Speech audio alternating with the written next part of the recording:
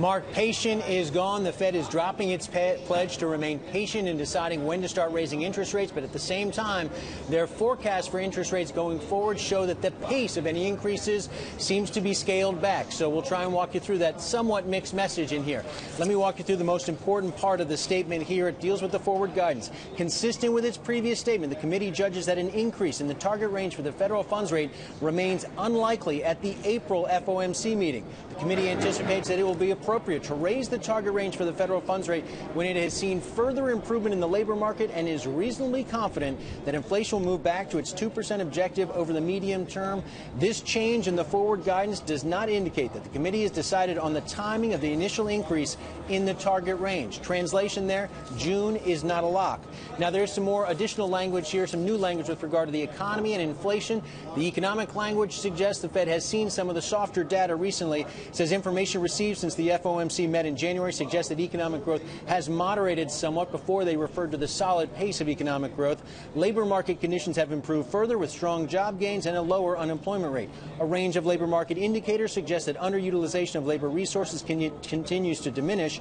Household spending is rising moderately. Declines in energy prices have boosted household purchasing power. Business fixed investment is advancing while the recovery in the housing sector remains slow and export growth has weakened. That's new language there, a wink of sorts to the dollar, the strength of the dollar we've seen.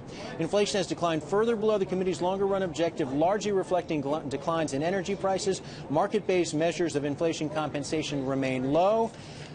Survey-based measures of longer-term inflation expectations have remained stable, and the statement goes on to say inflation is anticipated to remain near its recent low level in the near term, but the committee expects inflation to rise gradually toward 2% over the medium term as the labor market improves further and the transitory effects of energy price declines and other factors dissipate. The committee continues to monitor inflation developments closely, and the vote here was unanimous by the members of the FOMC. Let me get you to the summary of economic projections and also the interest rate projections also included at this meeting. They do that, of course, quarterly. This is all 17 Fed policymakers. And what we see here is that the Fed is the big news here. They have scaled back again their forecast for rate increases going forward.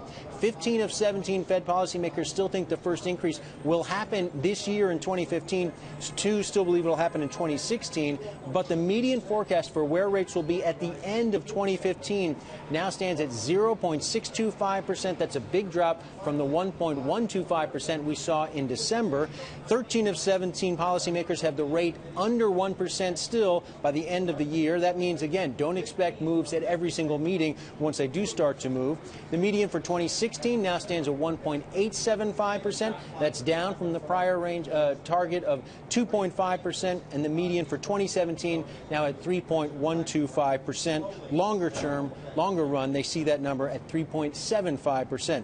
Some of the economic projections, again, for growth, unemployment, and inflation, all of them coming down from what we saw in December.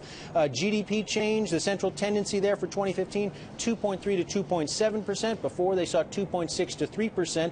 2016, they now see 2.3 to 2.7%. Unemployment, 2015, 5% to 5.2%. Prior to that, they saw it at 5.2 to 5.3. So they've acknowledged, again, the improvement in the unemployment rate. And inflation, 2015, now at 0.6 to 0.8%, the central tendency for PCE, and core PCE at 1.3 to 1.4% for 2015, also marked lower than what we saw before. So somewhat of a mixed message. They're ready to start raising interest rates, but they're not telling us when. When they do start to move, it will not be as aggressively as perhaps they were first indicating back in December.